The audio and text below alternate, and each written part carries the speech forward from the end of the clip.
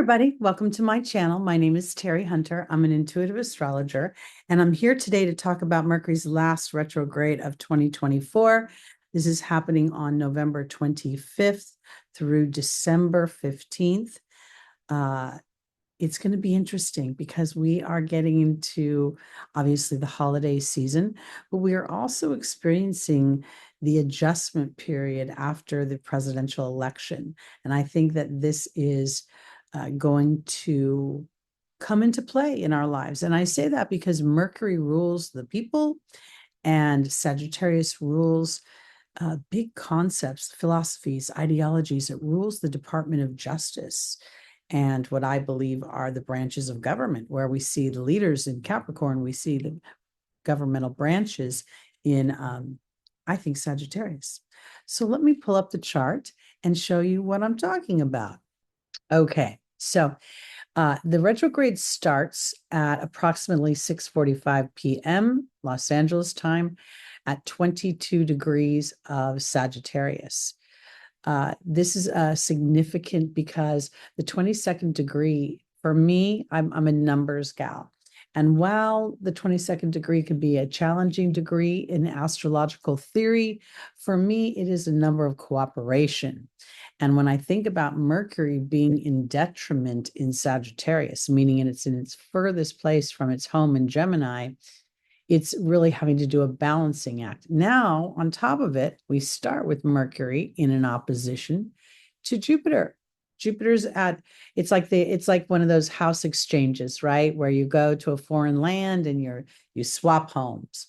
And both planets are having to adjust to the swap. And both here are in retrograde. So there is a conversation. Mercury can be impatient sometimes, not wanting to really get into the big picture of things, I just want that little bits of information. It's also where potentially, the people could feel small in the Sagittarian energy in comparison to these big organizations and structures. And here, Jupiter is having to come off the hill, come down from the hill, come down from its cushy little seat and see how the people live. So this could be creating some tension. We also see that Uranus is in Taurus, making a quincunx. This is a little bit of all the planets are in retrograde that we're looking at right now that are talking to Mercury. And Uranus is in the sign of history, a sign of your personal history, but also the sign of money and your self-worth and how you make money and how the people make money. Sagittarius is a house of wealth as well. It's where we see expansion of wealth, where we see business and commerce, where through your publishing, writing, branding yourself. So there could be this push-pull right now at the beginning of the retrograde where I actually don't feel strong sense of self.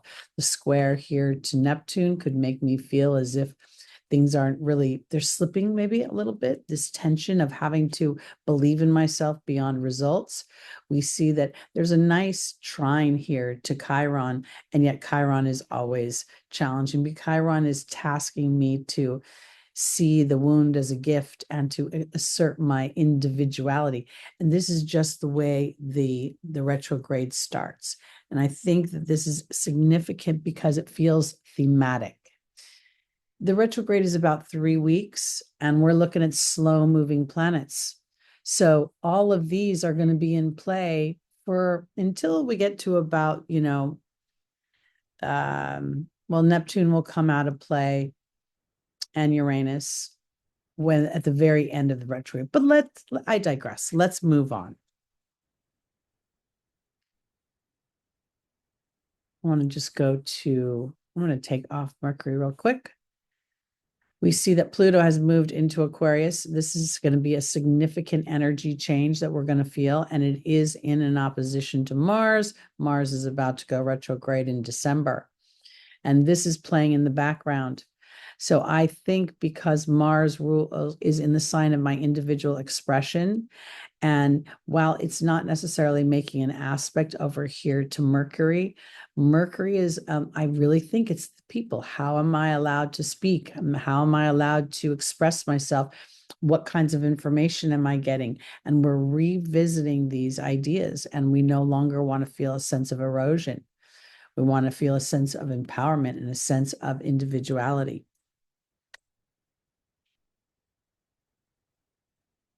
Let's just move forward a little bit. I'm gonna go back and click on Mercury. Hope I didn't make you. Sorry. See how these planets are all basically having the conversation is the same throughout the whole month. We see a square and a half to Mercury and Mars. So this is, while they're both in fire signs, they're out of orb with one another. So there's a sense of, as Mars is slowing down to go retrograde, it's kind of standing at this, almost in the sky saying, I want to be me. I want to do my thing. And here, Mercury isn't quite sure how to make that happen. Mercury isn't sure that there is wiggle room because it's feeling this tension over here, and the tension is growing to Jupiter. It's not getting easier. It's getting more challenging as Mercury retrogrades deeper and deeper. Now, we also see that as Mercury retrogrades, it's starting to become in orb with the Great Attractor. I think this is a really powerful thing to take note of because Mercury rules the mind, and the Great Attractor is a point within the Shapley Cluster where you have the power through your focus and through your intention and your willingness to sort of, push out the noise that Mercury can represent, and you can start to attract in the resources, the money that you need, the people that you need, the situations that you need. And this retrograde is giving you an opportunity to review and to relax about certain things and trust the divinity that sits before you and within you, meaning the connection to the divine. Now, I love the way the sun is starting to come into a conjunction with, as Mercury is moving backwards, the sun is moving forwards. Right now, the sun is within 3 degrees of the Great Attractor, and Mercury's retrograde is within 4. So they're both within orb, being able to rethink how I want to assert myself into what is most authentic to me. Now we do see this loose square, 6 degrees. I like to keep things between 3, maybe loose 4 or 5 tops, but this here is, again, Mercury bringing up, thinking about old things, about how things might have felt erosive, felt repressed, felt like they weren't working. A square is always sort of, to me, a fork in the road where I see and feel a new potential, but it's untested. It's risky. And I have to trust my intuition to move that way. Or I could default to an old way of being that's very familiar, but not necessarily comfortable. And that's the square here that's growing. And we see the sun is in a very tight square with Saturn. So that's coming into play, thinking about how I assert myself, how I want to be in my creating more wealth for myself, how I want to present and brand myself, how I want to move into new directions, potentially educational directions, even political directions. You could be interested in politics. Okay, let's go now. I'll move a little forward. I'm going to stay on Mercury here. Now we see that Mercury is just at this time, and it's around the 4th, as you can see, December 4th. I think this is really interesting because Chiron is in play here, and Jupiter here there's a fight between what is the bigger picture of what I think is possible in the landscape of things, and then that individual feeling of, I don't know. Will I be embraced for whatever I want to express within myself? Sagittarius is going in a new direction. It's experiencing something I've never experienced before, something foreign. And while oftentimes we think about moving the physical body from one location to another, we're moving the mind and the ego from one place to another. And I think that if you take advantage of this period of time, as Mercury is about to be conjunct 14 degrees of Sagittarius. The sun will be moving forward 14 degrees of Sagittarius. Anything within 5 to 12 degrees of that in your personal natal chart is influential. The tighter the orb, the more influential. But here you have an opportunity, really, even though you can't feel it, you can't see it. That's Jupiter. I got to put my faith out there. There's a whole fight between faith and your mind. And here you have an opportunity to anchor it in. And that reflection, that review could be literally inspirations from the divine that inadvertently feel like they were initially tripping you up. Oh, I have to do this over. I got to look at this again. And then you catch something or you see something and you go, oh, I'm so glad that happened.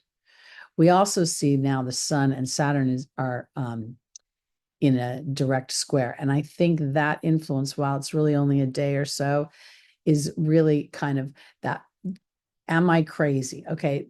When I talk about the laws of attraction and attracting the things that I want, I have done that enough times to know where my limitations are, to know what I believe in and what I don't believe in. And the things that I don't manifest and I have a wobble in my belief system, I realize it's just a matter of poking through a new ceiling. So that's what Saturn's bringing up for you somehow. It's a need for your ego on some level to see the path forward. And inadvertently, Saturn's saying you have to feel the path forward first. You have to believe in yourself moving forward first. And then all the other little components can fall into place. All righty. Now I'm going to go to the 11th, I think. Let me just click through real quick.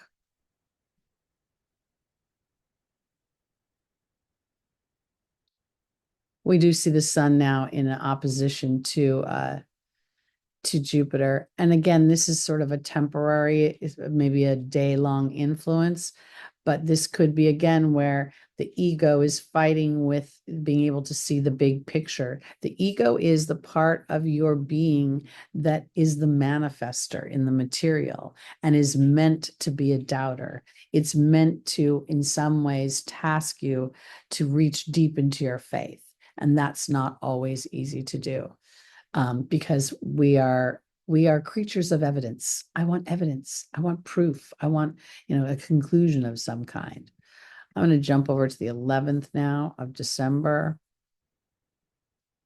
This is where we're going to see Mercury is now in aspect to the nodes.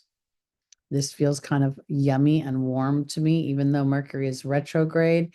There's a feeling of ease here. We've got this nice sextile to Venus. Now, while Venus is in Aquarius, she's very individualistic. She really expresses herself in ways that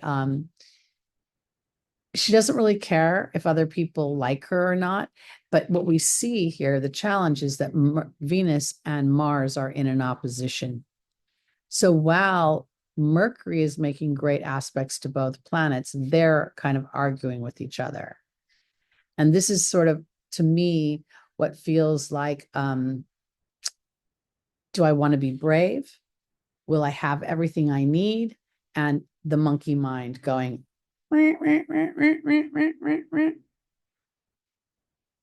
I'm sure you can't hear it in the video, but some guy's blasting his music in the alley and just distracted me from my own thoughts. So apologize.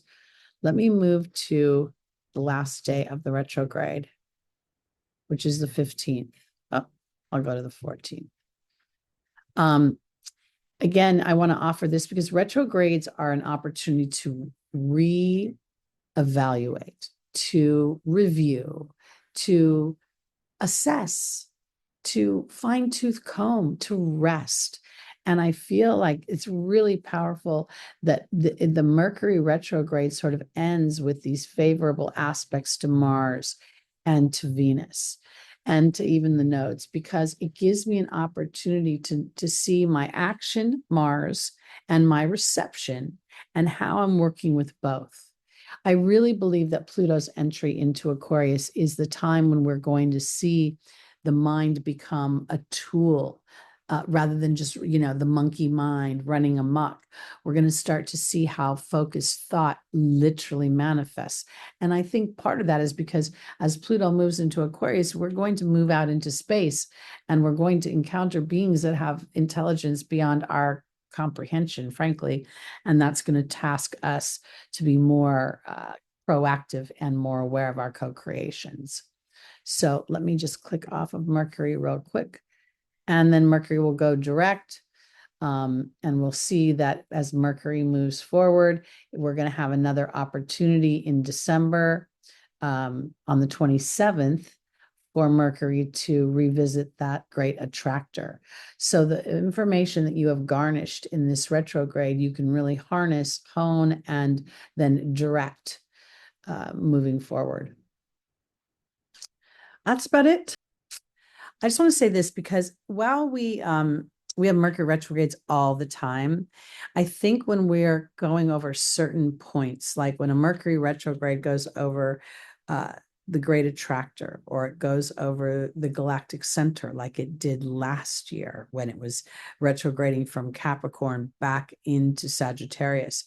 These are really opportunities that the universe is giving us as humans to be aware of this incredible tool and to start to really not think about storing information in it, but rather using it as a projector out into the universe to create. And I think that's what's so powerful about these last couple of Mercury retrogrades in Sagittarius. So that's it for me, Teri Hunter, intuitive astrologer. Please like, please subscribe, please share, and hit the notification bell or whatever you need to do, because we got lots of content coming out. And welcome to all my people on Instagram, if you have found me there, and my YouTube people, if you haven't seen my Instagram account, check it out. The link is in the bio. All right, guys, I'll see you soon. Bye.